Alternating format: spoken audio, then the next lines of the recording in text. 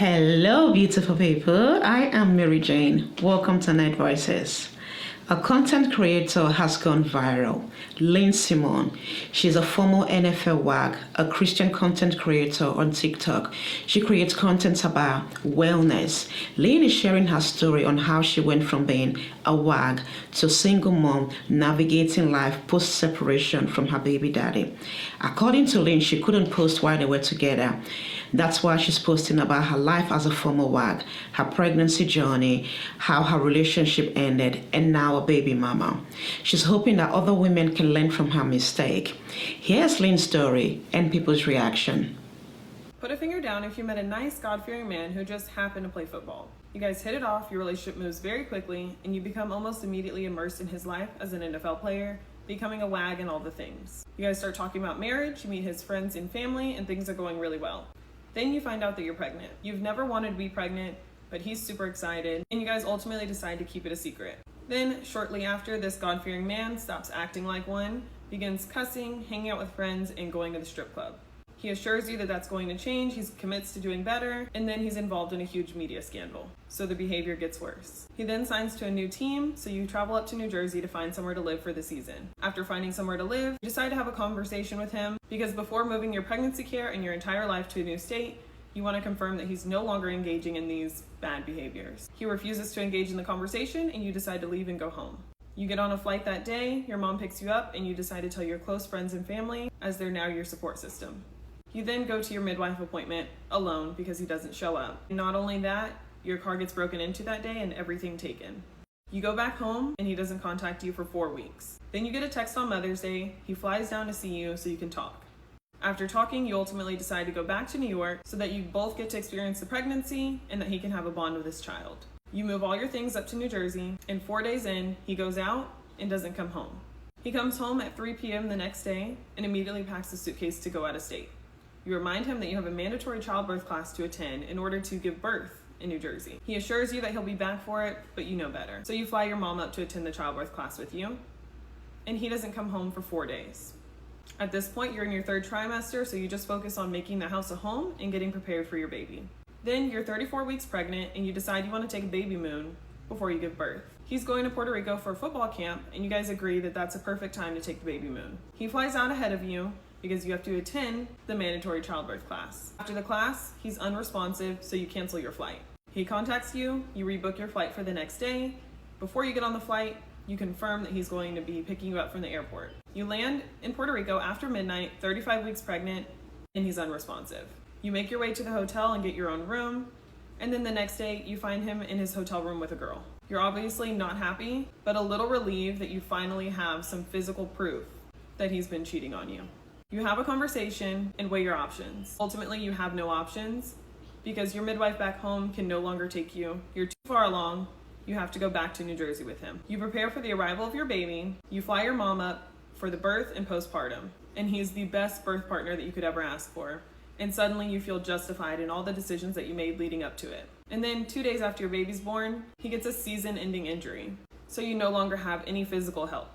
Then 1 week postpartum, he stops speaking to you entirely, and you live together. Then 2 weeks postpartum, his mom shows up without you knowing and is staying for an indefinite amount of time. In a 1-bedroom, 1-bathroom apartment, he's still not speaking to you. A couple weeks later, he gets his surgery on his season-ending injury, and on the same day, you have to take your newborn baby to the hospital and discover that your baby is immunocompromised. You put new boundaries and rules in place for the household to protect your baby. He continues to make decisions that expose your baby to dangerous conditions. So you start planning on how you're going to leave as soon as you're stable enough. And then you get a call one night that he's been every single night in the hospital with your newborn baby. One night he asks you to leave the hospital early, and then he comes home later that night on a rampage. He gets arrested, you get a restraining order, you pack your things and you leave. You come back home, and then you end up in a 4-month-long court battle. I just don't think a God-fearing man would get you pregnant out of wedlock. I don't think that either of you were thinking about God. And I'm not even. If we're going to use Christianity as reasoning for our decisions, let's actually make sure the behaviors align. You didn't get pregnant on accident. You were sleeping with him before you got married, before you ever got engaged.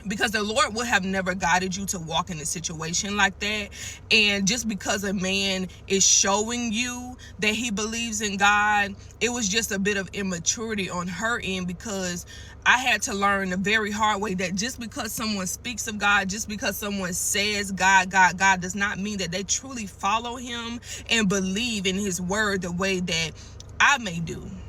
And then you will find yourself being in a relationship with the man that God never called you to be with. But the only reason that she stayed is because she wanted this certain lifestyle. She still did not die to herself in totality. And I know what it's like, because sometimes you want to hold on to an idea of a life, an aesthetic of, especially of what the world tells you life should be. You should be taking trips. You should be able to do this. You should be able to do that. You should be able to do this. But it's always a price that you have to pay. There's always a cost to every decision that you make. And you may get paid in greatness and you may get paid in bad. And I think that is the issue. The issue is she sought out this lifestyle more than she actually valued and honored God. And I know what it's like to be in that position. I found myself married and pregnant within 4 months, and God never had guided me to go in that situation. But because I wanted marriage and I idolized what marriage was, and I didn't really have an understanding on what I was doing for real, I walked into a situation blinded by what a man was saying rather than what he was doing. And he was putting on the front, because if you say y'all get together, y'all doing all of these things, and next thing you know, out of nowhere, he's clubbing, he's doing this, he's doing that. He was never a man of God in the first place. Do we backslide at times? Do we go and do things that we have no business doing at times? Yes. But the fact that he went on this big tangent right after getting with you shows that he never was what he said he was. He only did that to get you. And by the looks of it, he's on social media doing the same thing, looking for his next victim. LYN shared her story in order for women to learn and not make the same mistake. However, the reaction and the comments on the video are not positive. People are judging her for ignoring the signs and that her baby daddy is far from being a God-fearing man. LYN did another video to clarify the misunderstanding about her baby daddy not being a God-fearing man. Here's the clip. One thing about God is he's always going to send a counterfeit before he sends the real thing. I just made an abbreviated story time of my relationship with my baby daddy and my pregnancy journey. And a lot of the comments on there were condemning the fact that I was calling him a God-fearing man. You guys, I fear you missed the whole point. Like, that was the point, that I believed he was God-fearing at the beginning. And the story is the realization that he was not. Now, I don't know anybody an explanation. However, my whole purpose in sharing my story is to help other women. So I'm going to explain myself here. But first and foremost, it is not my fault on how that man treated me. And if you're watching this in a similar position, or you've been in a similar position, it was not your fault. Yes, I can take accountability for the fact that I should have picked up on certain red flags. I hope that you guys can teach me how to be as perfect as you are, but that's just not reality. And the whole point of me sharing is so that other women see these red flags and pick up on them easier because they've seen me go through it. Now, yes, I do consider myself a God-fearing woman. That does not equate to perfect. As a matter of fact, there's not a singular Christian, God-fearing woman, man on this earth who is not a sinner. There was one, and he died and rose again for you. Now, how I ended up in my situation, basically I was in a long-term relationship right before I met my baby's father. And so then when I met him, he was showing me everything that I was missing from my last relationship and everything that I was praying for, aka the counterfeit. I obviously failed to realize that he was a counterfeit because I was just so spiritually immature and anxious to get to the next step.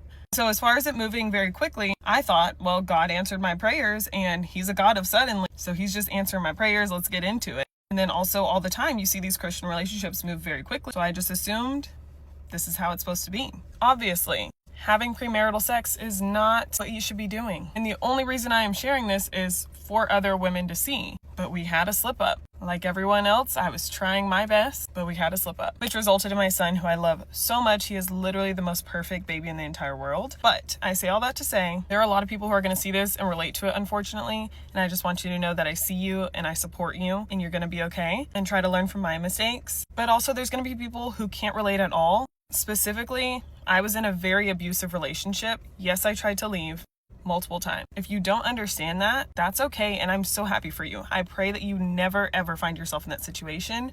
But let's move with kindness, because when you are putting all these judgments on people like, oh, why didn't they leave, or why didn't they ever say anything or speak up? Because they see stuff like this online when other people speak up. So let's move with love. LYN shared her story in order for women to learn, not make the same mistake, and also for women in similar situation not to feel like it's their fault that they were badly treated. A lot of people are not here for LYN's cautionary tale. They were not having it. They flipped the script on her real quick. There were comments like, please define God-fearing man. The signs were there. Sorry, darling, but at some point you were just breaking your own heart. Yes, the signs were there that he wasn't ready to settle down, get married, have a baby. His actions were loud and clear. Men do tell, but women don't listen. We can go on and on about how she missed the red flags. She should have listened. It's done. It's done and dusted. LYN is healing. She's being accountable for her part. We can only encourage her to do so. But the question is, has she learned her lessons? I don't think so. She likes the lifestyle. That's her weak point. She can work on it and pray on it. If not, she'll find herself in a similar situation. It's not if, it's when. She likes the perks that comes with being an NFL WAG. The lifestyle, the flights. She loves it. That's the problem. What do you all think? What are your thoughts? Thanks for watching. Please like, subscribe, and share.